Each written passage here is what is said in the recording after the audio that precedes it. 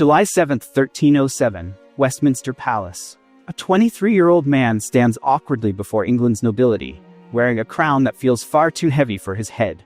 He's just been crowned Edward II, King of England, but almost everyone present at the coronation realizes one heartbreaking truth. He is not his father.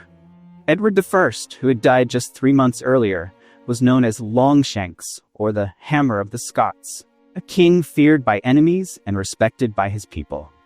Nearly 6.5 feet tall, he was a fierce warrior, a brilliant military strategist, and an uncompromising administrator. For 35 years, Edward I had united Wales under English rule, crushed Scottish rebellions, and built a powerful system of government. But the man standing before them that day was the complete opposite of all that. Edward II, Edward of Carnarvon, had indeed inherited the most powerful throne in Western Europe, but he'd also inherited unsolvable problems, an unfinished war with Scotland, massive royal debts, and most dangerous of all, expectations that were almost impossible to fulfill. Here's the question everyone asks: how could a king who had everything end up with such a brutal death? What's even more tragic is that over the next 20, Edward II wouldn't just fail to meet these expectations. He would suffer an end so horrific that his death became one of the most controversial in English royal history.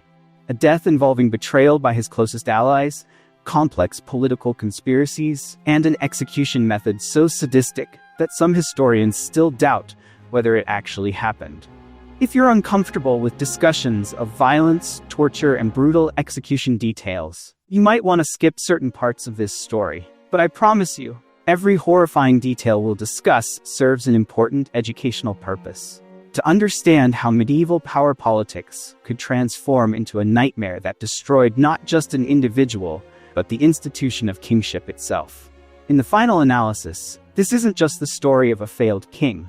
This is the story of how a political system designed to protect could become the most ruthless killing machine imaginable. To understand Edward II's tragedy, we must first understand his father's greatness that made expectations for Edward so impossibly high. Edward I took the throne in 1272 as an already experienced king. Before becoming king, he'd participated in the Crusades, led armies in England's baronial wars, and proven himself as a competent military leader. When he was finally crowned, England gained a king who was not only physically powerful but possessed an unshakable political vision. Edward I's achievements were remarkable, especially considering 13th century standards. He successfully conquered Wales after systematic and brutal military campaigns. Llewellyn ap Gruffydd, the last independent Prince of Wales, was killed in battle in 1282, and according to chroniclers, Llewellyn's head was sent to London as a trophy. Wales was then organized into English shires, and to ensure permanent dominance, Edward built a series of castles surrounding Wales, including Caernarfon, where his eldest son was born. In Scotland, Edward was initially successful too. When a succession crisis arose after Alexander III's death, Edward claimed his right as Scotland's overlord and decided that John Balliol deserved the Scottish throne. The situation shifted when Balliol began showing signs of resistance. Edward immediately invaded. In 1296, he defeated Scottish forces at the Battle of Dunbar, captured Balliol, and claimed Scotland as part of his kingdom. Above all else, Edward's dominance was symbolized by his seizure of the Stone of Destiny, the sacred stone used in Scottish royal coronations, and bringing it to Westminster Abbey. For Edward I, Scotland was no longer an independent kingdom, but merely the northern province of an expanded England. Reality proved different than Edward's imperial dreams. And this might sound familiar to those of us living in the modern era. Military victory doesn't always equal permanent political victory. Resistance to the occupation began emerging, led by figures like William Wallace and later Robert the Bruce. Wallace managed to lead a surprising rebellion, defeating English forces at the Battle of Stirling Bridge in 1297. Although Wallace was eventually captured and executed in brutally spectacular fashion in 1305, hanged, drawn, quartered, and dismembered, Scottish resistance didn't die with him. Robert the Bruce, who had previously cooperated with Edward I, decided to claim the Scottish throne in 1306. Here's where things get complicated. Edward I began realizing that the Scottish problem was far more complex than he'd initially calculated. Edward I spent his final years in exhausting military campaigns to crush Bruce's rebellion. He was nearly 70 years old, suffering from illnesses that made movement difficult, but still insisted on personally leading his armies. His obsession with Scotland was so great that, according to some chroniclers, he even ordered that his bones be boiled after death, so he could lead his armies against Scotland even after dying. When Edward I finally died on July 7, 1307, at Berg by Sands near the Scottish border, he left behind an unfinished war and unsolved problems for his son. Ironically, the man who had spent his life building an empire was now handing an almost impossible burden to someone completely unprepared to carry it. The real story begins now. Edward II was not the type of person needed to solve the problems his father had left behind. From childhood, Edward showed characteristics vastly different from his father's. Where Edward I was a tough, disciplined warrior, Edward II was more interested in activities that, by 14th century standards, were considered inappropriate for a prince. He enjoyed music, drama, and handicrafts, hobbies that medieval masculinity standards deemed more suitable for women or commoners than for a future king. You have to understand that in medieval society, expectations for a king were crystal clear. He had to be a warrior, military leader, and protector of the realm. A king who preferred playing music to practicing swordplay was something almost incomprehensible to the 14th century mindset. What's even more troubling, Edward II had very strong preferences for friends from lower social classes, and his relationships with them were often considered too close by the nobility. This issue had already become a source of tension between Edward I and his son even before Edward I died. The crucial factor was Edward's relationship with a young man named Piers Gaveston. Gaveston was the son of a Gascon knight who served in Edward I's court. He was handsome, charismatic, and razor-sharp intelligent, but also extremely arrogant and disrespectful of the strict social hierarchy at the English court. Edward, still Prince of Wales at the time, became very close to Gaveston, so close that their relationship became the subject of gossip and scandal at court. Was Edward II and Gaveston's relationship truly romantic or sexual? We'll never know for certain. Medieval chroniclers often used ambiguous language, and accusations of homosexuality were frequently used as political weapons to destroy someone's reputation. What's clear is that their relationship was very intimate, very exclusive, and very damaging to Edward's reputation among the nobility. Edward I realized this relationship could potentially damage his son's reputation, and in 1307, just before his death, he decided to exile Gaveston from England. This decision only made Edward more angry and frustrated with his father. When Edward II took the throne, one of his first decisions, made just days after his coronation, was to recall Gaveston from exile and grant him the title Earl of Cornwall. This wasn't just any title. Earl of Cornwall was one of England's most prestigious titles, usually reserved for royal family members. This decision profoundly shocked and disturbed England's nobility. Not only was Gaveston a foreigner from Gascony, but he showed extremely arrogant behavior and complete disrespect toward them. According to some chroniclers, though we should be careful about the accuracy of these details, Gaveston was known for giving mocking nicknames to senior nobles. In the medieval feudal system, relationships between king and nobles were based on mutual respect and very strict hierarchy. A king was expected to honor senior nobles and consult with them on important decisions. Edward II, influenced by Gaveston, began ignoring this system and making important decisions without consulting the nobles. The situation became explosive when Edward's marriage to Isabella of France occurred in 1308.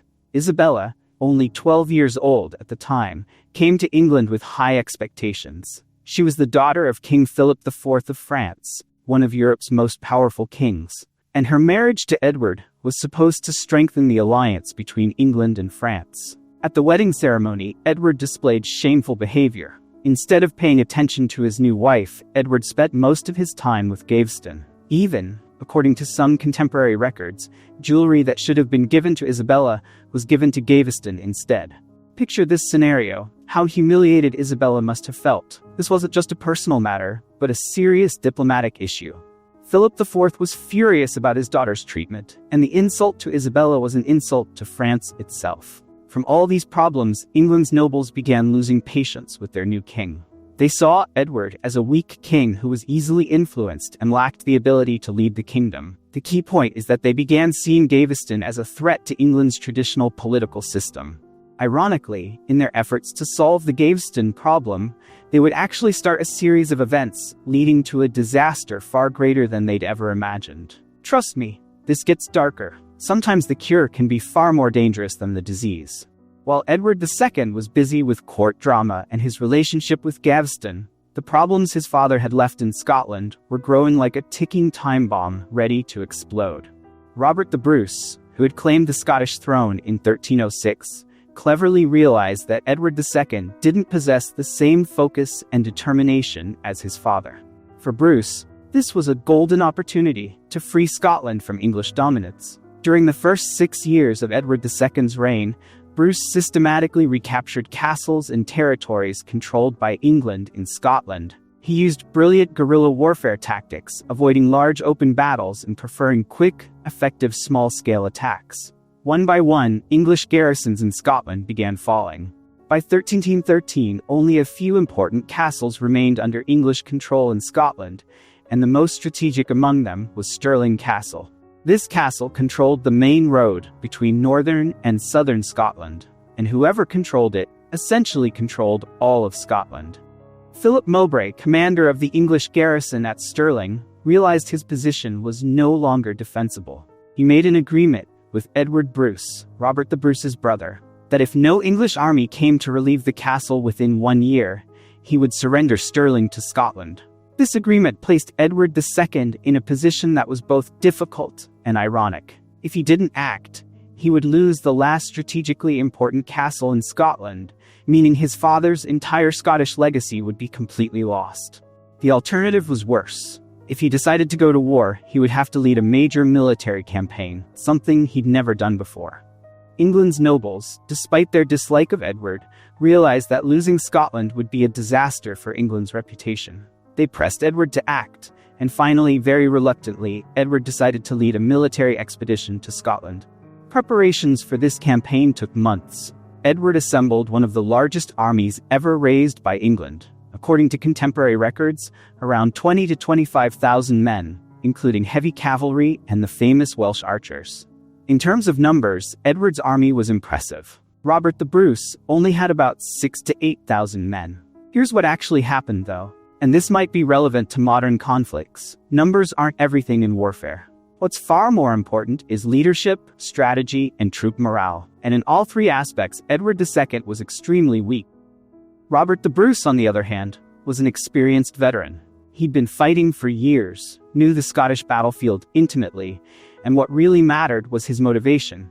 He was fighting for his nation's independence. In June 1314, Edward's army entered Scotland and moved towards Stirling. Bruce decided to intercept them in an area known as Bannockburn, about 2 miles south of Stirling Castle. He chose this position very carefully, swampy, muddy terrain that would reduce the effectiveness of England's heavy cavalry. What happened next was one of the most humiliating defeats in English military history, and perhaps one of the best examples of how poor leadership can destroy material advantages. Edward, lacking experience in leading large battles, made a series of fatal strategic mistakes. He decided to attack Bruce's position head-on, without adequate reconnaissance or developing a more sophisticated strategy. England's heavy cavalry, which should have been their main strength, got trapped in muddy ground and became easy targets for Scottish spear formations called schiltrons. English knights, wearing heavy armor, fell from their horses and couldn't get up again in the deep mud. Even more humiliating, and this detail was recorded by several contemporary chroniclers, Edward himself fled the battlefield when he realized the battle couldn't be won. He abandoned his army and ran to Stirling Castle, which ironically was controlled by Philip Mowbray, who then refused to let Edward enter because he was technically still under truce with Scotland. Edward eventually escaped to Dunbar and then sailed back to England, leaving thousands of his soldiers dead or captured at Bannockburn. Among the dead were several of England's most senior nobles, including Gilbert de Clare, Earl of Gloucester. Here's the thing, though. This was just one military defeat. The plot thickened when people realized Bannockburn was far more than that. It was a political and psychological disaster for Edward. He had completely failed his first test as a military leader, and worse still, he had shown cowardice by fleeing the battlefield. something almost unforgivable in medieval knightly culture. News of the defeat at Bannockburn spread quickly throughout Europe, and Edward's reputation as a king was completely destroyed. Contemporary chroniclers wrote very critically about Edward, and some even began questioning whether he was fit to be king. The decisive element was that the defeat at Bannockburn gave Robert the Bruce complete legitimacy as King of Scotland. In one battle, Bruce had not only freed his country from English occupation, but also proven that Scotland was an independent kingdom capable of defeating one of Europe's greatest military powers. After the Bannockburn disaster, Edward returned to England as a defeated and humiliated king. Rather than focusing on efforts to repair the kingdom's political and military situation, Edward only deepened his relationship with Gaveston, as if he was seeking comfort for his failures in the embrace of his friend or lover. You have to understand that in the 14th century context, Edward's reaction wasn't just a personal matter but also a very serious political issue. The relationship between Edward and Gaveston had been a source of controversy since the beginning of Edward's reign. Things took a dark turn when, after Bannockburn, this relationship became increasingly damaging to the kingdom's political stability. The nobles, already frustrated with Edward's weak leadership, now became more convinced that Gaveston was the root of all problems. To understand why they hated Gaveston so much, we need to look deeper at England's 14th century political system. In the feudal system, the king's power wasn't absolute, something that might be hard to understand by modern standards. The king was expected to rule by consulting with senior nobles, known as magnates. These magnates had vast lands, private armies, and great political influence, and they considered themselves the king's junior partners in government, not passive subjects. Edward I understood this system well. Although he was a strong king, he always consulted with nobles on important decisions and respected their rights and privileges. That's why he managed to rule effectively for 35 years. Edward II, under Gaveston's influence, began ignoring this system. He made important decisions without consulting the magnates, gave high positions to people who lacked proper qualifications or social status, and what made this worse, he let Gaveston mock and insult them. Gaveston himself seemed to enjoy his position as the most influential person in the kingdom. He wasn't just arrogant in his attitude toward the nobles, but also extremely greedy in accumulating wealth and land. Edward gave him so many gifts that within a few years, Gaveston became one of the richest people in England. In 1310, the nobles' frustration reached its peak. Led by Thomas, Earl of Lancaster, Edward's cousin, who was also one of the richest and most powerful people in the kingdom, the magnates forced Edward to agree to a series of reforms known as the Ordinances. The Ordinances were essentially an attempt to limit royal power and restore the traditional consultation system. The critical point was that all evil councillors had to be removed from court, and everyone knew evil councillors meant Gaveston. Edward was forced to agree to the Ordinances, but he did so very reluctantly. When he finally exiled Gaveston for the second time in 1311, it was clear he had no intention of honoring this agreement long term. Just a few months later, Edward secretly recalled Gaveston from exile. When the nobles discovered this, they realized Edward couldn't be trusted, and that the only way to solve the Gaveston problem was more permanently. In early 1312, a group of nobles led by Guy Beauchamp, Earl of Warwick, and Aymer de Valence, Earl of Pembroke, decided to act. They no longer intended to exile Gaveston, they intended to kill him. In May 1312, Gaveston was captured by Pembroke's forces while traveling. Initially, Pembroke intended to bring Gaveston to London for trial. Circumstances changed dramatically when Warwick had different plans. Using deception, Warwick managed to seize Gaveston from Pembroke and bring him to his castle at Warwick. At Warwick Castle, Gaveston faced a tribunal consisting of nobles who had long hated him. This trial, if it could be called a trial, lasted only a few hours. Gaveston was found guilty of treason and sentenced to death.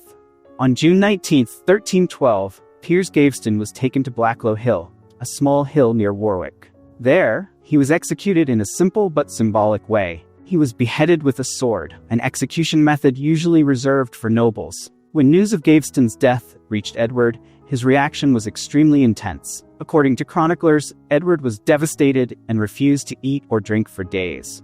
He swore to take revenge on those who had killed Gaveston, especially Warwick. Beyond his personal grief, Gaveston's death also created a serious political crisis. The nobles had effectively executed someone without the king's consent, something that was technically an act of rebellion. On the flip side, they argued they had acted to protect the kingdom from the bad influence of an evil counselor. The complexity came from the fact that although Gaveston was dead, the underlying problems that had caused the conflict between Edward and the nobles hadn't disappeared. Edward was still a weak and incompetent king, and the nobles were still frustrated with his poor leadership. In the months following Gaveston's death, Edward seemed to try to reconcile with Gaveston's killers. He needed their support to rule, and they needed official royal pardons to protect themselves from treason charges. For those who knew Edward well, it was clear he would never truly forgive Gaveston's murder. He was just waiting for the right opportunity to take revenge, and that opportunity would come in the form of the family that would replace Gaveston as the dominant influence in Edward's life, the Despenser family. What no one realized at the time was that replacing Gaveston with the Despensers would create problems far greater and more dangerous than Gaveston had ever caused. Unlike Gaveston, who was essentially just an arrogant royal favorite, the Despenser family were ambitious and immoral politicians who would use their influence over Edward to create a system of tyranny that would destroy England from within. At its core, in medieval politics as in modern politics, sometimes what replaces the old monster is a far more dangerous monster. After Gaveston's death, Edward was consumed by grief, but politics allows no pause for sorrow. The vacuum left behind cried out for power, and swiftly, a new force rose to claim the role of Edward's chief advisor. This time, however, it was not a charming favorite at court. Instead, the weight of influence fell into the hands of one family, ambitious, cunning, and far more dangerous than any who came before, the Despensers. Hugh Despenser the elder and his son, Hugh Despenser the younger, were perfect examples of immoral medieval politicians. They understood very well how to manipulate a weak king for their own interests. And Edward II, still devastated by Gaveston's loss and needing strong figures beside him, became the perfect target for their ambitions. Despenser the younger was specifically a very different character from Gaveston. If Gaveston was impulsive and arrogant, Despenser was calculating and cruel. He understood that to gain real power, he didn't need to become the king's emotional favorite. He just needed to become very useful and very difficult to remove. Despenser's strategy was very systematic. He began by offering himself as an efficient administrator, something Edward desperately needed after the administrative chaos caused by his conflict with the nobles. Despenser showed extraordinary ability in managing royal finances, organizing government, and above all, giving Edward the sense of control and power he'd been craving.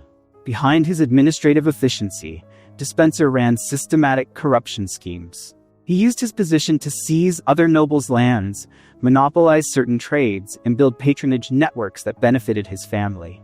Even more dangerously, he began isolating Edward from traditional nobles and creating an inner circle consisting only of people loyal to the Despenser family. Here's the question everyone asks. Why didn't Edward realize what was happening? The harsh reality is simple, because Despenser was very skilled at giving Edward what he wanted, a sense of power and importance. Unlike traditional nobles who always challenged Edward's decisions and forced him to consult, Despenser always agreed with Edward and made him feel like a truly powerful king. The nobles, already tired of prolonged conflict with Edward, initially hoped Despenser's influence would be more stable than Gaveston's influence. At least Despenser was an English noble who understood the traditional political system. They soon realized they had completely miscalculated. Despenser wasn't just more ambitious than Gaveston, he was also far more systematic in destroying his rivals.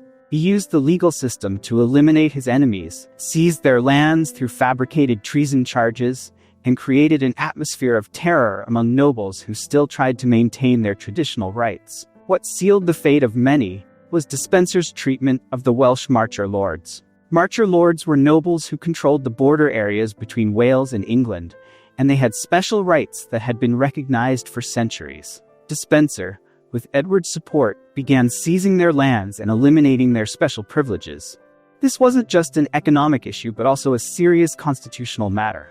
Marcher lords had the right to rule their territories semi-independently, and attacks on their rights were seen as attacks on the entire traditional feudal system. Roger Mortimer, Lord of Wigmore, was one of the most powerful Marcher lords and most affected by Despenser's policies. Mortimer not only lost most of his land, but also saw his family humiliated and disgraced by Despenser. For Mortimer, this wasn't just a political matter, it was a matter of personal and family honor. In 1321, frustration with Despenser's tyranny reached boiling point. A group of marcher lords, led by Mortimer, decided to rebel. They no longer trusted normal political processes to resolve their problems with Edward and Despenser. This marcher lords' rebellion was different from previous conflicts with Gaveston. This was no longer about an arrogant royal favorite, but a systematic conflict between two different visions of how England should be ruled.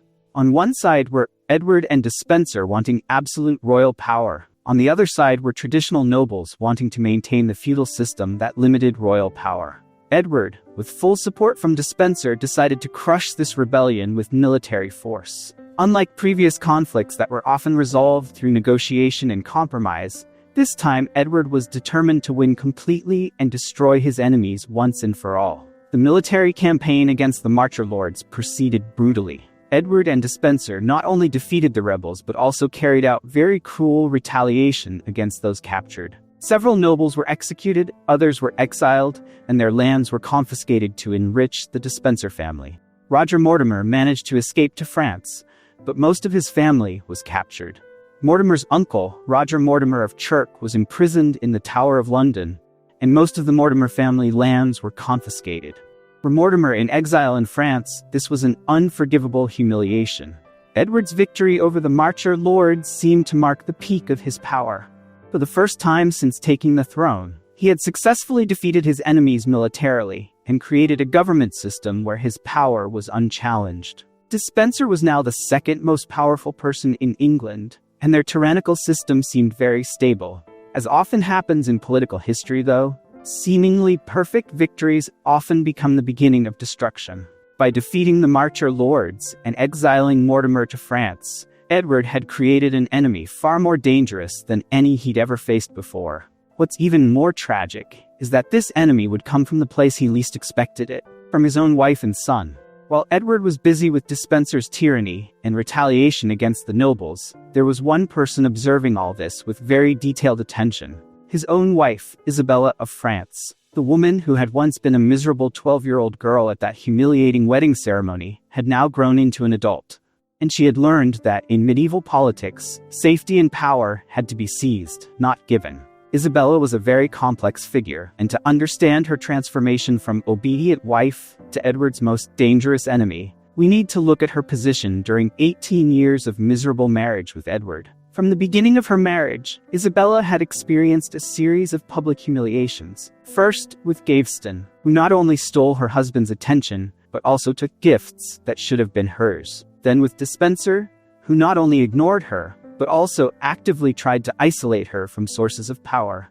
Isabella wasn't a helpless, naive girl, though. She was the daughter of Philip IV of France, a king known for his political intelligence and lack of morals in achieving his goals. Philip was the king who successfully destroyed the Order of the Knights Templar, manipulated the Pope, and built France as the dominant power in Europe. Isabella inherited many of her father's characteristics. For years, Isabella learned to observe and understand Edward's weaknesses. She saw how he could be manipulated by people who skillfully played his emotions. She saw how England's nobles were frustrated with his weak leadership. The key factor was that she saw how England's political system could be used against Edward himself. Isabella's position became more precarious because Despenser saw her as a threat. Unlike Gaveston, who largely ignored Isabella, Despenser realized that as the daughter of the French king and mother of England's heir, Isabella had legitimacy claims that could threaten his power. Despenser began systematically isolating Isabella from her power sources. He reduced her financial allowance, limited her access to Edward, and what really mattered, separated her from her children. For a 14th century mother, being separated from children was one of the worst humiliations she could experience. Despenser's most fatal move came when he began spreading rumors that Isabella was having an affair and plotting against Edward. These rumors were baseless, but in the atmosphere of paranoia created by Despenser's tyrannical system, such rumors could become very dangerous. Isabella realized her position was becoming increasingly dangerous. She saw what happened to other nobles who were considered threatening by Despenser. They were eliminated with fabricated treason charges, and she knew that as the king's wife, she wasn't immune to the same fate. In 1325, an opportunity to act finally came. A new conflict emerged between England and France over the Duchy of Gascony, and Edward needed someone to negotiate with Charles IV, Isabella's brother, who was now King of France. Because Isabella was the only person with direct access to Charles IV, Edward was forced to send her to France as ambassador. This decision was the biggest mistake Edward ever made. By sending Isabella to France, he effectively gave her access to the political and military resources she needed to fight him. What's even more significant, he gave Isabella the opportunity to meet Roger Mortimer. Mortimer, still in exile in France since the Marcher Lord's defeat, was Edward and Despenser's natural enemy. He had lost everything because of their tyranny, and he was highly motivated to take revenge. When Isabella arrived in France, Mortimer saw an opportunity that wouldn't come twice. What happened between Isabella and Mortimer in France was one of the deadliest political alliances in English history. They not only became political allies but also, according to most contemporary sources, became lovers. This relationship gave them very strong personal motivation to destroy Edward and Despenser. Isabella and Mortimer began planning an invasion of England with support from Charles IV. They gathered mercenaries, secured financial backing, and the crucial factor was that they began building support networks among English nobles still living in exile or still in England, but secretly hating Despenser's tyrannical system. They also made a brilliant strategic decision. They would invade England not in Isabella's name, but in the name of Prince Edward, Isabella and Edward II's son, who was the legitimate heir to England's throne. This way, they could claim they weren't rebels, but regents acting to protect the heir from Despenser's bad influence. Edward II, still in England, began realizing he had made a huge mistake by sending Isabella to France. He asked Isabella to return. Isabella refused with very diplomatic reasons. She wouldn't return to England while Despenser was still in power because she feared for her safety. Isabella's demand placed Edward in a very difficult position. If he removed Despenser to make Isabella return, he would lose the only source of power he had. The alternative was if he didn't remove Despenser, he would lose his wife and son, and more importantly, he would give Isabella legitimacy for her subsequent actions. Edward chose to keep Despenser, a decision that would prove to be the biggest mistake of his life. By late 1325, Isabella and Mortimer were ready for the next phase of their plan. They had secured military and financial support, built political support networks, and above all else, they had Prince Edward as legitimacy for their actions. Edward didn't realize he was now facing a threat far more dangerous than ordinary noble rebellions. He was facing an alliance between a very intelligent and motivated wife, a very experienced enemy with personal revenge, support from one of Europe's most powerful kingdoms, and the decisive element, legitimacy from the heir to the throne himself. In medieval politics, as in modern politics, the combination of personal motivation, adequate resources, and legal legitimacy is the recipe for successful revolution. And Isabella and Mortimer had secured all three elements. September 24th, 1326. Suffolk Coast, England. A small fleet of about 300 people landed at Orwell. Compared to major invasions in history, this force seemed very small, almost insignificant. Sometimes in history, though, the most effective revolutions begin not with large armies, but with strong ideas and right leadership. And Isabella and Mortimer's invasion was a perfect example of this principle. Isabella and Mortimer had planned this invasion very carefully. They knew they couldn't rely on pure military force to defeat Edward and Despenser. Instead, they relied on brilliant political strategy. They would present themselves not as attackers, but as liberators who came to save England from Despenser's tyranny. This strategy proved very effective. When news of Isabella's landing spread, the reaction throughout England was shocking. Instead of rising to defend their king, most of the people and nobles welcomed Isabella as a liberator. This was clear proof of how much the English people hated the tyrannical system created by Edward and Despenser. You have to understand that by 1326, England had suffered almost 20 years of poor leadership from Edward II. They had witnessed the humiliating military defeat at Bannockburn, Gaveston's tyranny, and then Despenser's more systematic tyranny. The kingdom's economy was a mess, the legal system had been corrupted, and traditional nobles had been eliminated or terrorized. Edward, who was in London when the invasion began, seemed genuinely shocked by how quickly popular support shifted to Isabella. Within days of Isabella's landing, major cities, like Bristol and Gloucester, had declared their support for her. Nobles who had been forced silent by Despenser began openly joining Isabella. What's even more surprising was the church's reaction.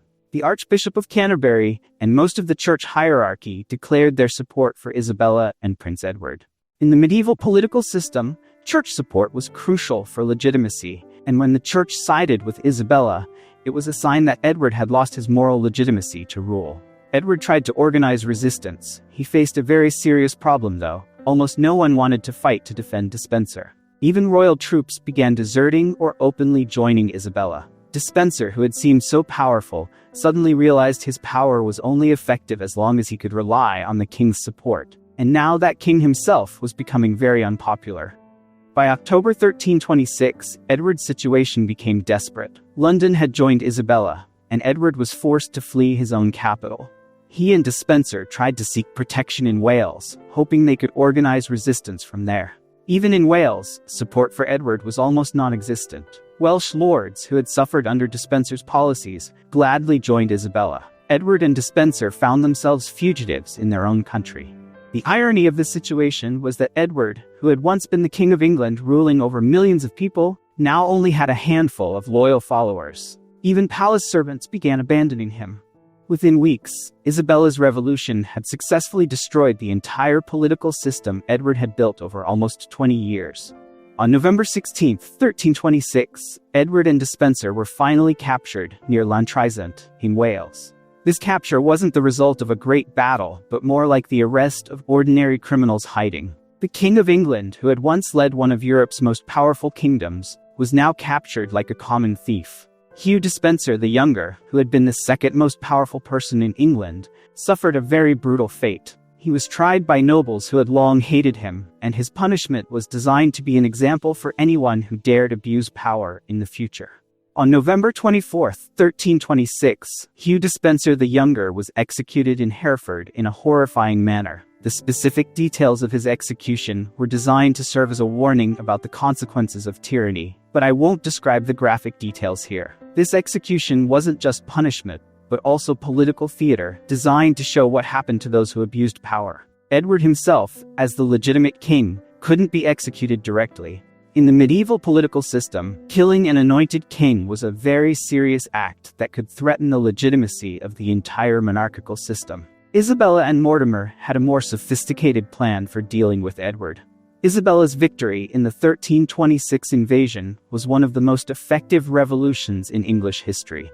In less than 2 months, she had successfully overthrown a king, destroyed a tyrannical system that had lasted for years, and positioned herself as regent ruling in her son's name. Here's where it gets crazy, though. This victory was only the beginning of a darker phase in Edward II's story.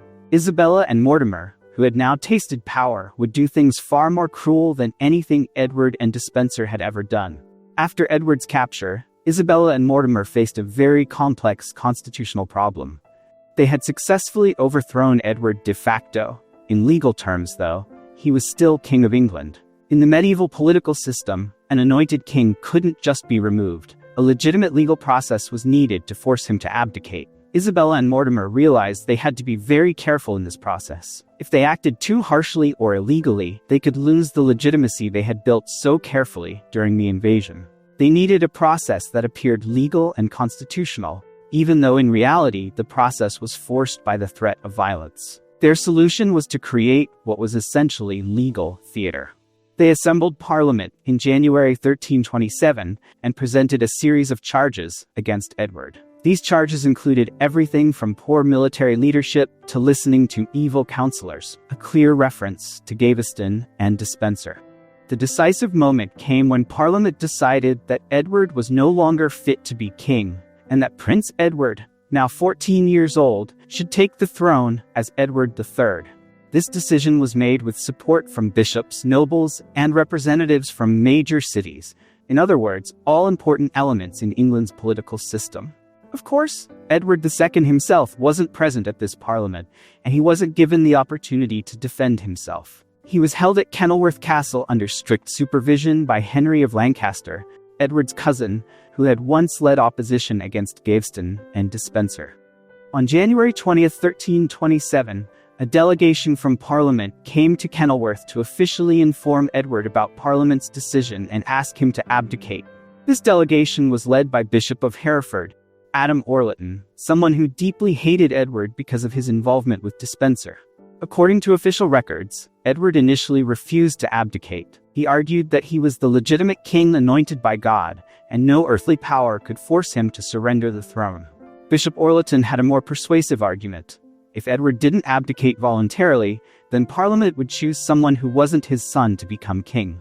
This threat was very effective. Edward might be willing to sacrifice himself, but he wasn't willing to sacrifice his son's future. Facing a choice between abdicating with dignity and maintaining his son's right to inherit the throne, or refusing and watching his son lose his rights, Edward chose to surrender.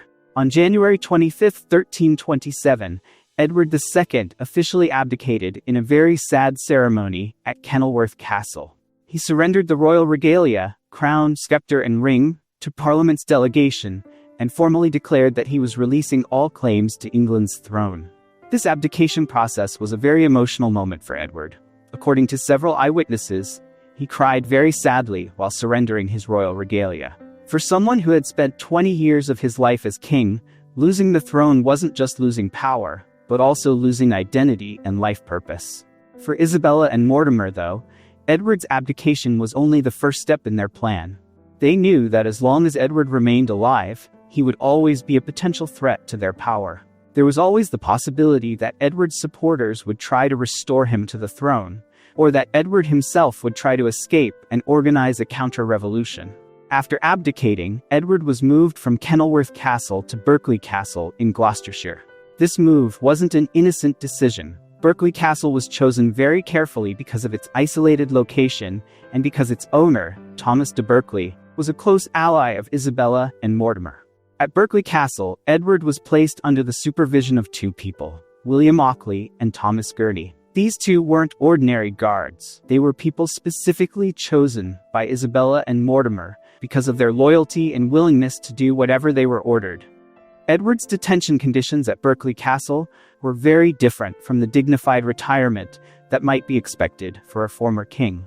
Edward was treated as an ordinary prisoner. Even worse than that, he was given bad food, wasn't given proper clothes, and what made this worse, he was completely isolated from the outside world.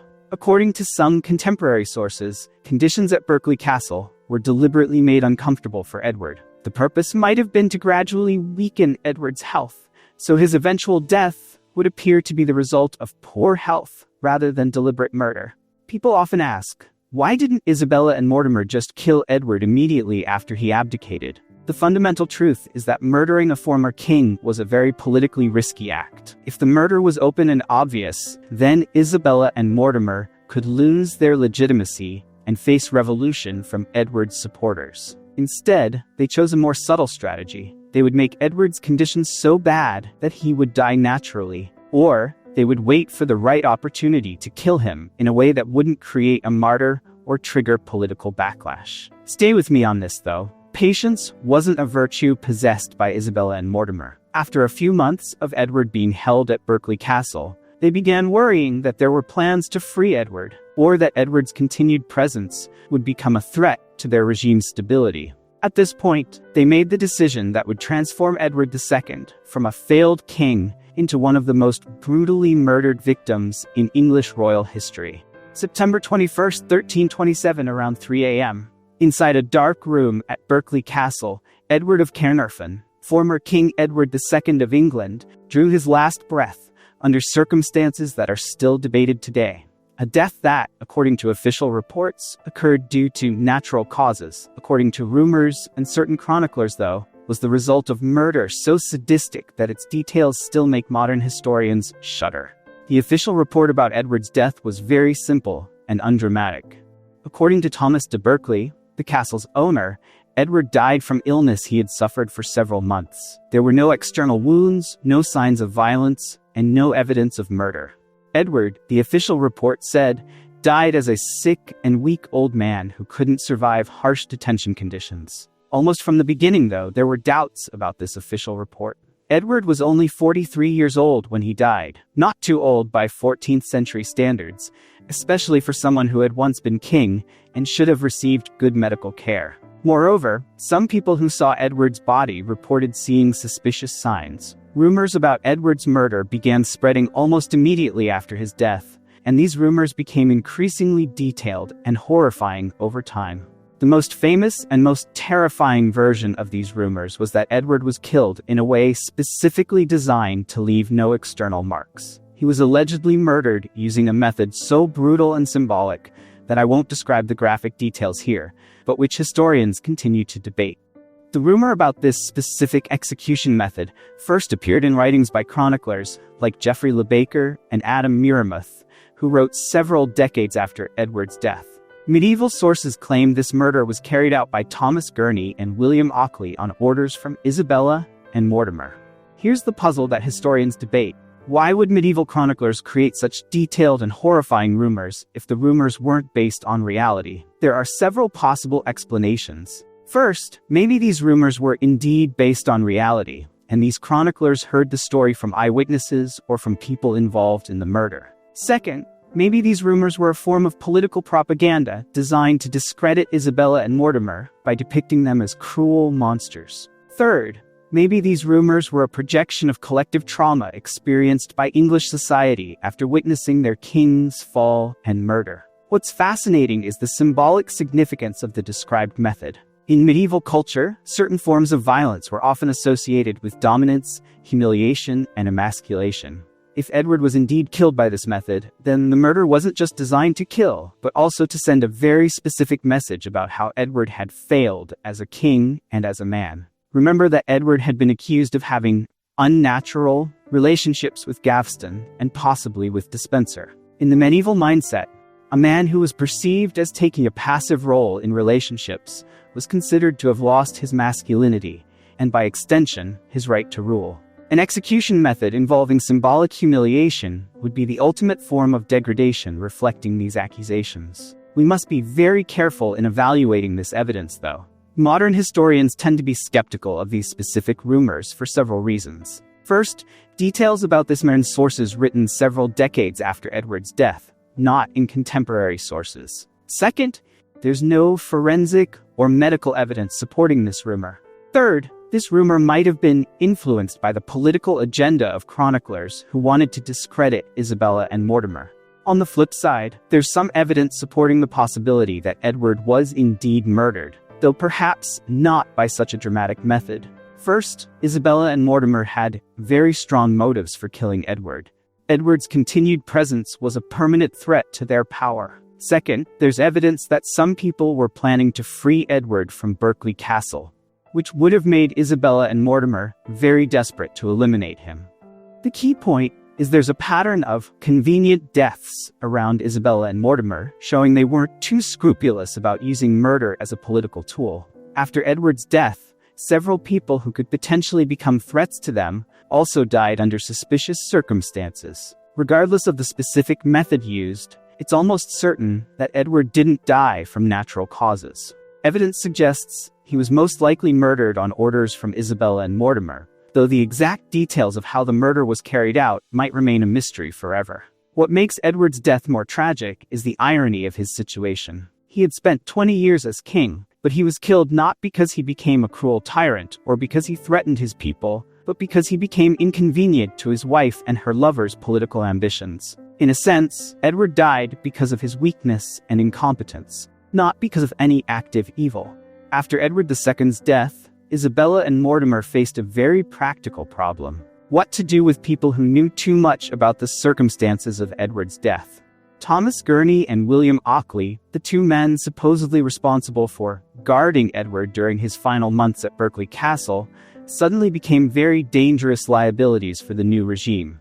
In the weeks following Edward's death, something very strange happened. Both Gurney and Ockley disappeared.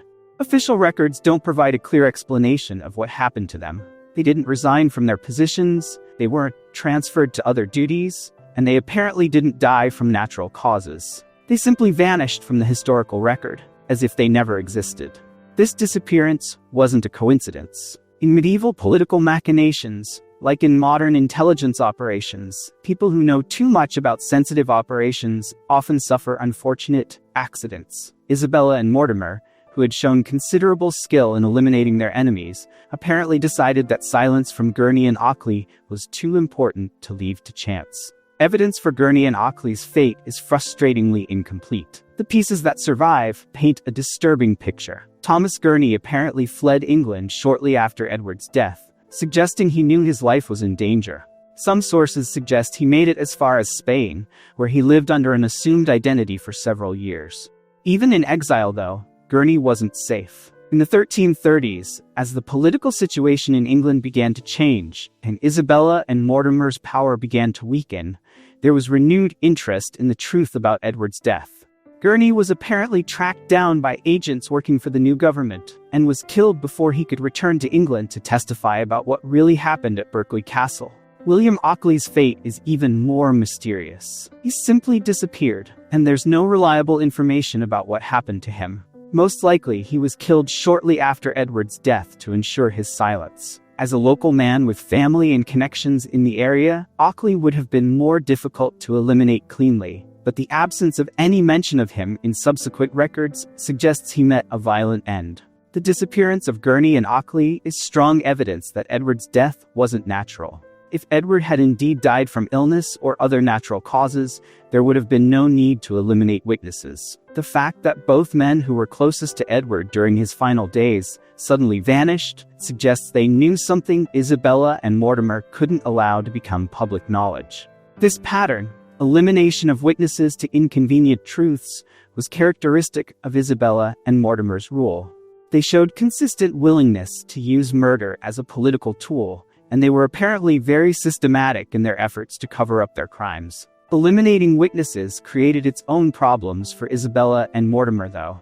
The disappearance of Gurney and Ockley actually drew more attention to the circumstances of Edward's death than keeping them alive might have done. People began asking questions about why men who were simply guards would need to disappear if nothing wrong had happened. Moreover, the fear that Isabella and Mortimer inspired with their willingness to eliminate inconvenient people eventually worked against them. As more people realized that opposition to the new regime could result in violent death, support for Isabella and Mortimer began to erode. People began looking for alternatives, and the alternative they found was young Edward III, who was nominally king, but was being kept powerless by his mother and her lover. The mystery of Gurney and Ockley also reveals an important aspect of how truth is constructed and maintained in political systems. Isabella and Mortimer apparently believed they could control the truth about Edward's death by eliminating witnesses and controlling the narrative. For the short term, this strategy was successful. The official story of natural death was accepted, and most people who might have challenged the story were intimidated into silence. In the long term, though, attempts to suppress truth often have the opposite effect. The disappearance of witnesses, contradictions in the official story, and evidence of cover-up activities often draw more attention to events than a simple, honest account would have done. Mystery creates speculation, and speculation often produces narratives that are more damaging than the truth would have been. In the case of Edward II's death, attempts to cover up the circumstances of his murder eventually contributed to the downfall of Isabella and Mortimer. As stories about brutal execution and murder of witnesses spread, public opinion began to turn against them.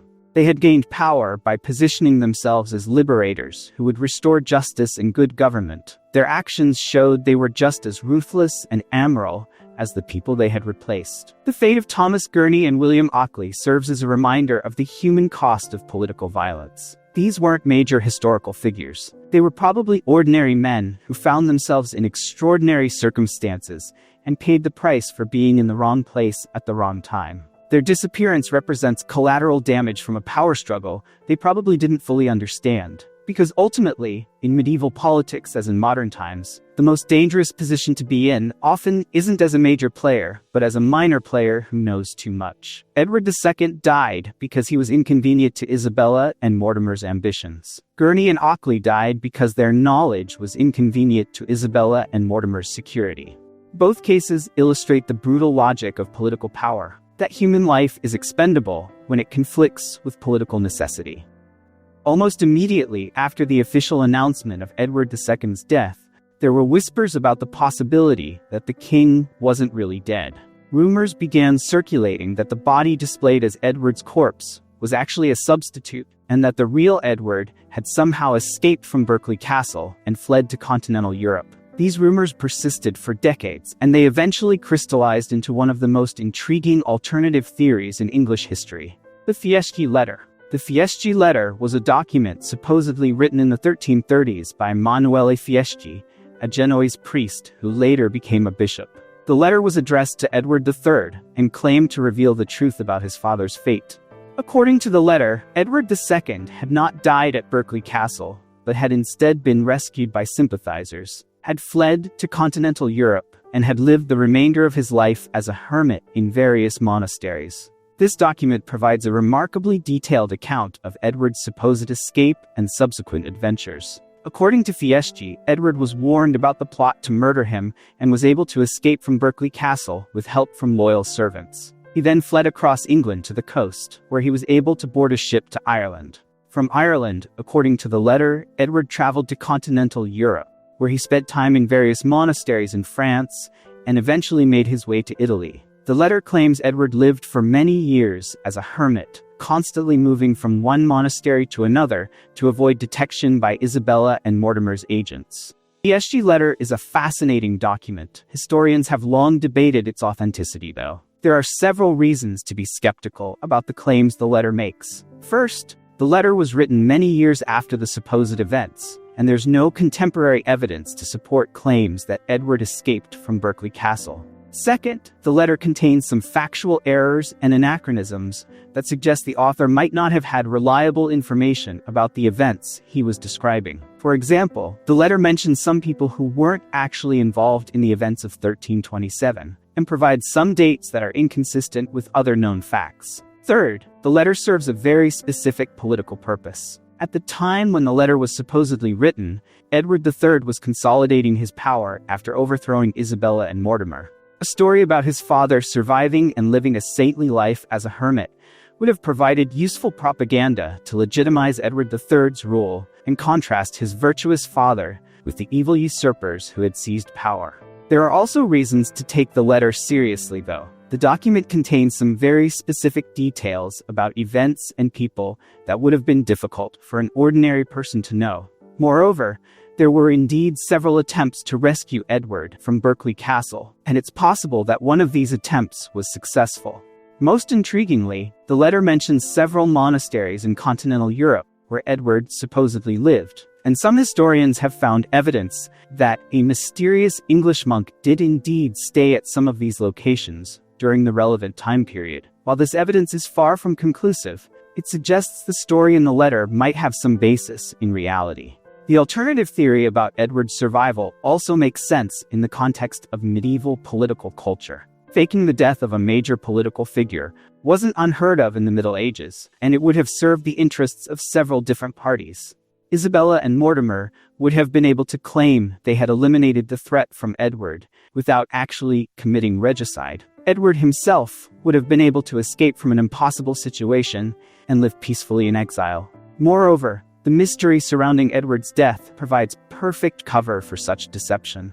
Because the official story about natural death was so widely disbelieved, and because there were so many conflicting accounts about what really happened, it would have been relatively easy to hide the truth about an escape in the confusion about murder. Some historians have pointed out that evidence for Edward's death is surprisingly thin for such a major historical event. The body that was displayed as Edward's corpse was apparently in poor condition and wasn't examined carefully by independent witnesses. The funeral was conducted quickly and quietly, with minimal opportunity for people to verify the identity of the deceased. Furthermore, Isabella and Mortimer's behavior after Edward's supposed death is somewhat suspicious. They seemed surprisingly unconcerned about potential challenges to their authority from Edward's supporters. This might suggest they knew Edward was still alive, and that they had some kind of arrangement with him to ensure his continued silence. The balance of evidence strongly suggests Edward did indeed die in 1327, though whether from natural causes or from murder.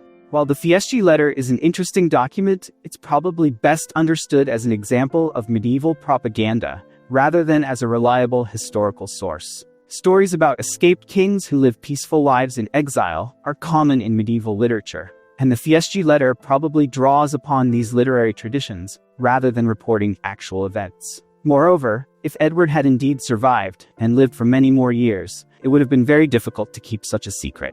Medieval Europe wasn't a large place, and communication networks among religious communities were quite extensive. Stories about a mysterious English hermit king would likely have spread widely and left more traces in the historical record. Regardless of the truth of the alternative theory, the Fieschi letter reveals important aspects of how medieval people understood royalty, sanctity, and political legitimacy. The story about Edward living a saintly life as a hermit after suffering terrible persecution resonated with contemporary audiences because it reflected familiar patterns of martyrdom and redemption that were central to medieval Christian culture. The letter also shows how historical narratives can be shaped by political needs and cultural expectations. Whether or not the Fieschi letter describes actual events, it provides a narrative that made sense to people in the 14th century and that served important political functions for Edward III's regime.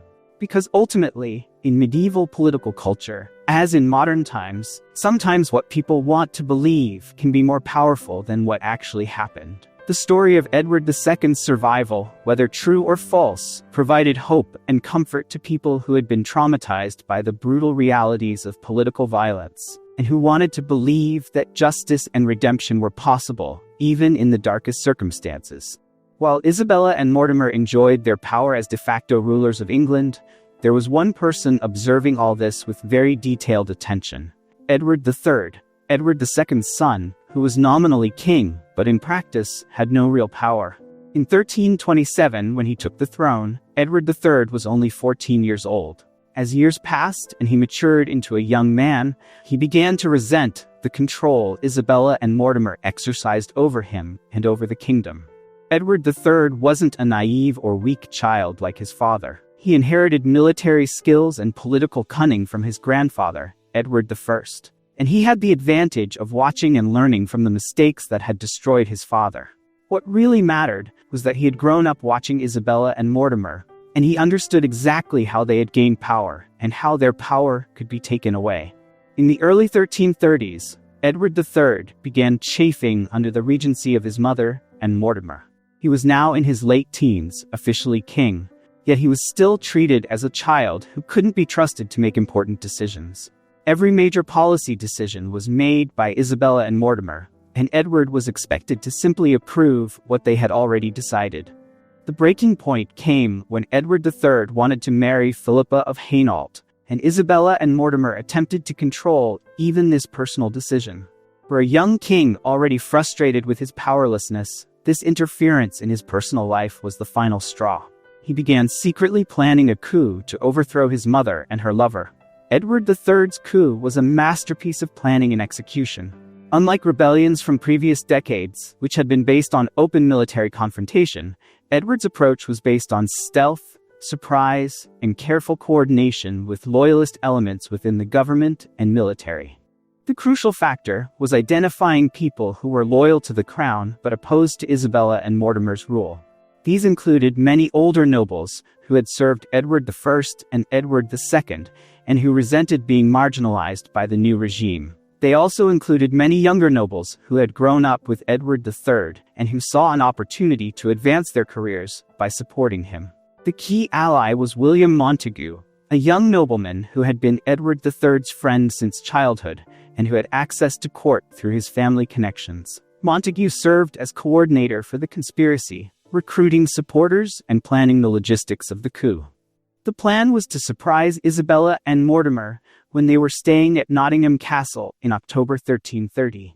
The castle was supposedly secure, with loyal guards and strong defenses. Edward III and his conspirators had identified a secret tunnel that led into the castle from outside. This tunnel would allow them to enter the castle undetected and capture Isabella and Mortimer before they could escape or organize resistance.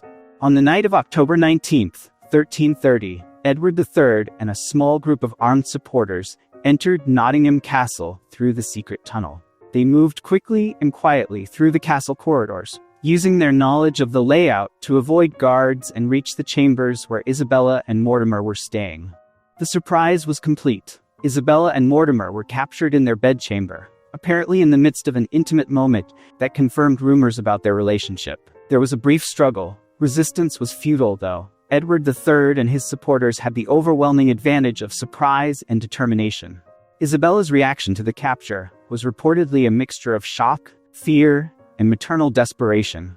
According to some accounts, she cried out to her son, pleading for Mortimer's life. This appeal for mercy was a remarkable admission that she understood exactly what was about to happen to her lover and what it meant for her own future. Edward III's response was cold and decisive. He had spent 3 years planning this moment, and he wasn't about to be swayed by maternal appeals or emotional manipulation. Mortimer was immediately arrested on charges of treason, and preparations were made for his trial and execution. Roger Mortimer's trial was swift and decisive. He was charged with multiple counts of treason, including responsibility for Edward II's death, misgovernment of the realm, and usurpation of royal authority. What sealed the fate was the charge that he had encroached royal power for himself and had treated Edward III as a prisoner in his own kingdom. Evidence against Mortimer was overwhelming. Witnesses testified about his role in the 1326 invasion, his participation in Edward II's forced abdication, and his domination of government during the Regency period. Historical records show some witnesses provided testimony about the circumstances of Edward II's death that directly implicated Mortimer in murder. Mortimer was convicted on all charges and sentenced to death. On November 29, 1330, he was executed at Tyburn by the method reserved for traitors: hanging, drawing, and quartering. His death was a public spectacle, intended to demonstrate that justice had been restored and that usurpation of royal authority would not be tolerated.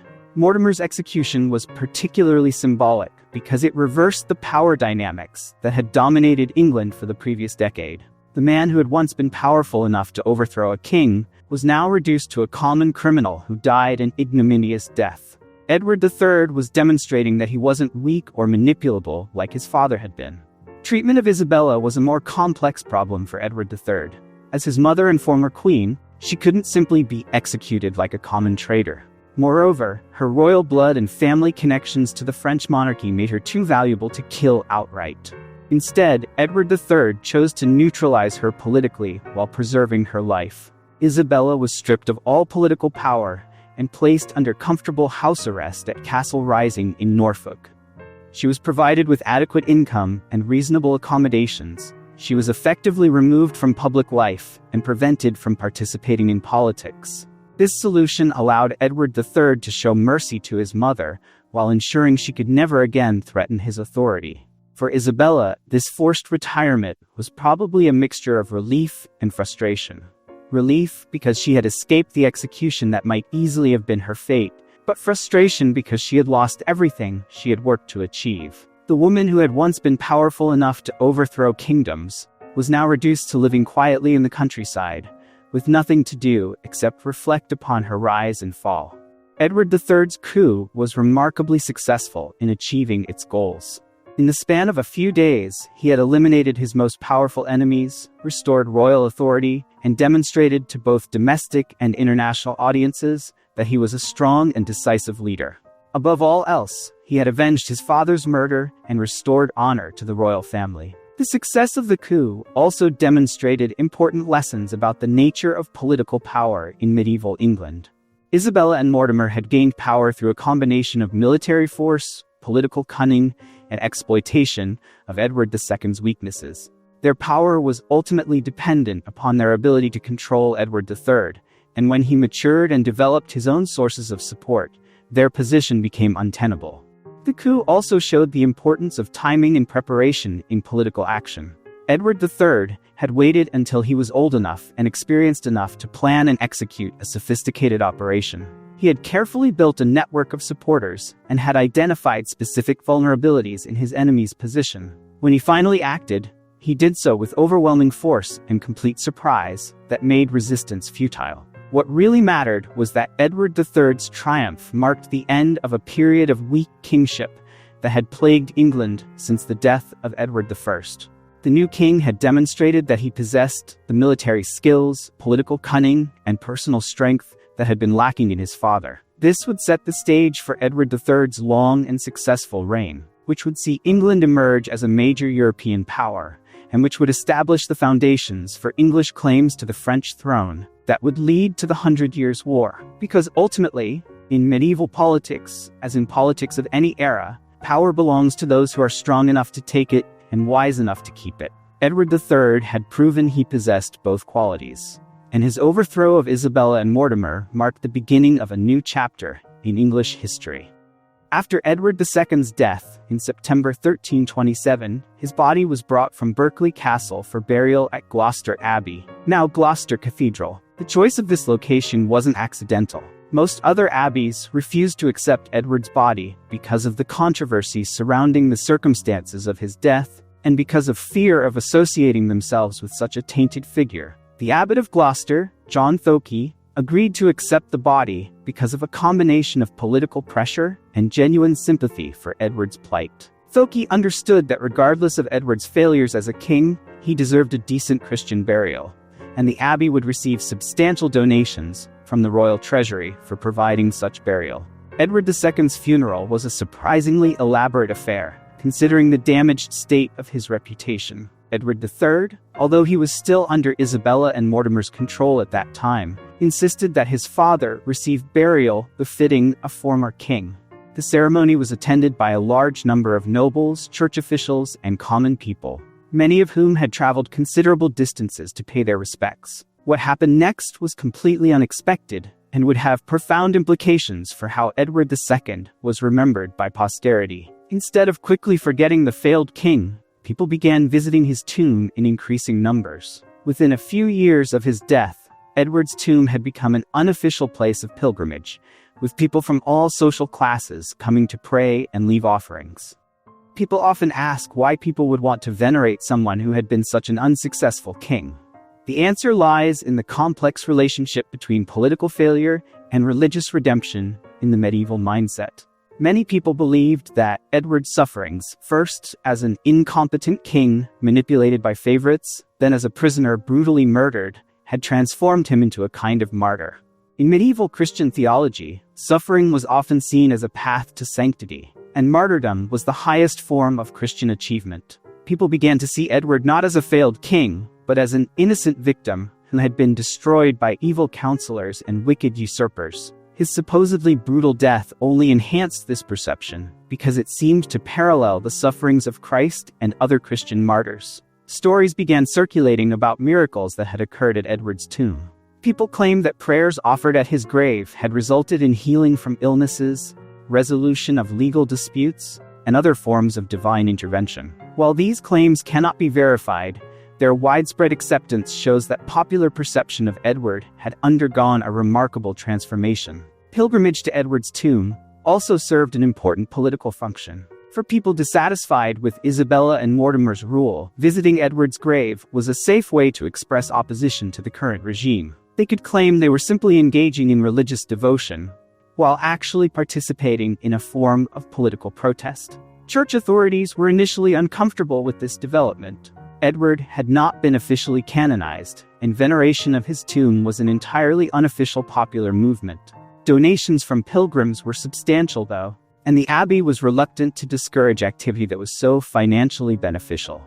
Moreover, some church officials began to see political advantages in encouraging veneration of Edward. As opposition to Isabella and Mortimer grew, the church could align itself with growing popular sentiment by supporting the cult of the martyred king. This would position the church as a defender of legitimate royal authority against usurpers. When Edward III overthrew Isabella and Mortimer in 1330, royal attitude toward his father's cult became more complex. On one hand, Edward III wanted to honor his father's memory and restore respect for the royal family. The challenge was that he didn't want to encourage too much focus on his father's weaknesses or create expectations that future kings who suffered political failures might also be venerated as martyrs. The solution was to encourage respectful memory of Edward II, while discouraging more extreme forms of veneration. Edward III funded an elaborate renovation of his father's tomb, commissioning a beautiful carved effigy that depicted Edward in royal robes with crown and scepter.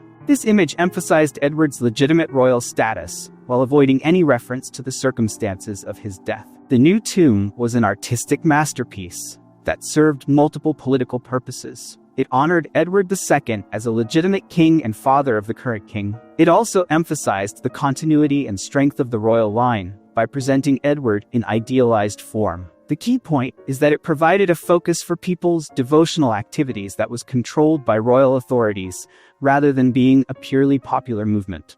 The popularity of Edward's tomb continued throughout the 14th century and into the 15th century. Pilgrims continued to visit, offerings continued to be made, and stories about miracles continued to circulate. As the political situation in England stabilized under Edward III and his successors, though, the political significance of the pilgrimage gradually diminished. The legacy of Edward II's cult is complex and multifaceted. On one level, it represents the triumph of human sympathy over political judgment. Despite his failures as a king, Edward was remembered with compassion as a human being who had suffered and died tragically. This shows an important aspect of medieval political culture, that people could distinguish between condemnation of a ruler's policies and sympathy for the ruler's personal fate. On another level, the cult of Edward II represents a form of political resistance that was available to people in hierarchical society. Pilgrimage to his tomb allowed common people to express dissatisfaction with political authorities in a way that was relatively safe, but still meaningful. It was a form of protest that couldn't be easily suppressed because it was expressed in religious terms. What's even more significant is that the transformation of Edward II from failed king into unofficial martyr demonstrates the power of popular memory to reshape historical narrative. Official accounts depicted Edward as a weak and incompetent ruler who had brought disaster upon his kingdom. Popular memory emphasized his sufferings and his humanity, though, creating an alternative narrative that was more sympathetic and complex. This tension between official and popular memory would recur throughout English history. Time and again, figures who were condemned by authorities would be rehabilitated by popular sentiment, and places associated with their suffering would become sites of pilgrimage and remembrance. The case of Edward II also illustrates how religious sentiment and political protest could be intertwined in medieval culture. People's devotion to his tomb was simultaneously an act of religious faith and a statement about political values.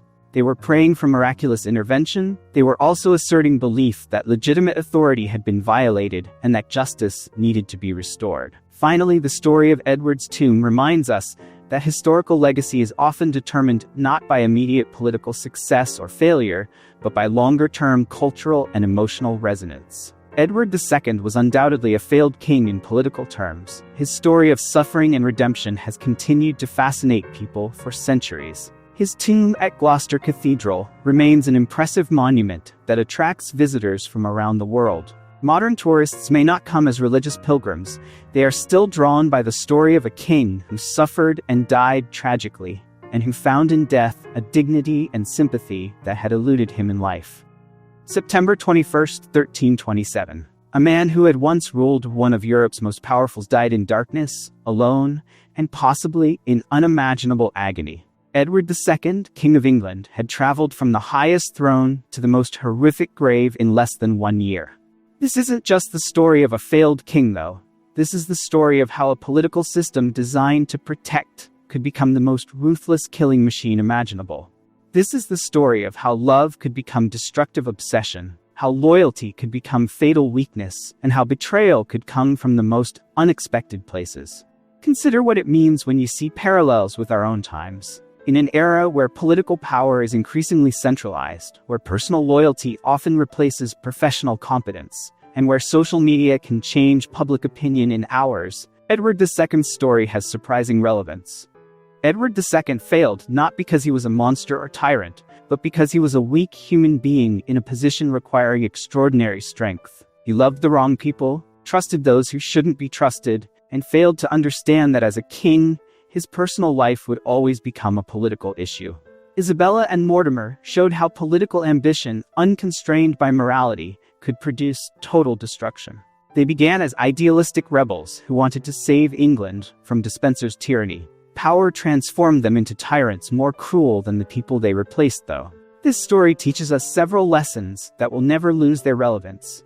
First, power without moral legitimacy will ultimately destroy itself. Edward II lost legitimacy because of incompetence and dependence on bad advisors. Isabella and Mortimer lost their legitimacy because of violence and excessive ambition. Edward III succeeded because he understood that power must be based on competence and justice, not force. Second, in politics, no one is truly safe. Edward II was a king with absolute power, but he was murdered by his wife and her lover. Isabella was a queen who successfully overthrew a king, but she was overthrown by her own son. Mortimer was a successful rebel, but he was executed as a traitor. In the game of power, today you're a winner, tomorrow you could be a victim. Third, political violence, once started, is very hard to stop. Gaveston's murder led to Edward's revenge and Despenser's rise. Despenser's tyranny led to Isabella and Mortimer's rebellion. Edward II's murder led to Edward III's coup and Mortimer's execution. Each act of violence created the need for greater violence, until the entire political system was contaminated by a culture of murder and revenge. Fourth, in history as in life, timing is everything. Edward II might have been a successful king in a more peaceful era, when his personal weaknesses wouldn't have had such destructive consequences. Isabella might have lived happily as a queen if she had married a stronger and more faithful king. Mortimer might have become a respected statesman if he hadn't been caught in a spiral of violence and ambition. They all lived in an era that didn't forgive weakness, though, in a system that punished mistakes with death, and in a world where one wrong decision could destroy not just yourself but everyone you loved. What's most tragic of all, much of the suffering described in this story didn't need to happen. If Edward II had been stronger and wiser, if Isabella had been more patient and loyal, if Mortimer had been more moderate in his ambitions, English history could have been very different. Thousands of lives could have been saved. The kingdom could have avoided decades of chaos, and the English monarchy could have avoided trauma that would affect it for centuries. History doesn't know what if, though. History only knows what really happened, and what happened to Edward II was one of the darkest tragedies in any royal history. When you visit Gloucester Cathedral and see Edward II's magnificent tomb, remember that beneath all that marble and gold splendor lies a human being who died in darkness, betrayed by those he trusted most, and who suffered an end so brutal that its details still make us shudder 700 years later. Also remember that his story didn't end with his death. In the centuries that followed, Edward II was transformed from a failed king into a symbol of human suffering and the possibility of redemption. People made pilgrimages to his tomb not to honor his success as a king, but to remember his humanity as a victim. Because ultimately, that might be the most important lesson from Edward II's story. That in politics, as in life, what survives isn't those who are strongest or most cruel, but those who are most human. Edward II failed as a king, but he succeeded as a symbol of human resilience in the face of betrayal and violence. And maybe in our increasingly brutal and heartless world, that's a legacy more valuable than all the political victories that ever existed.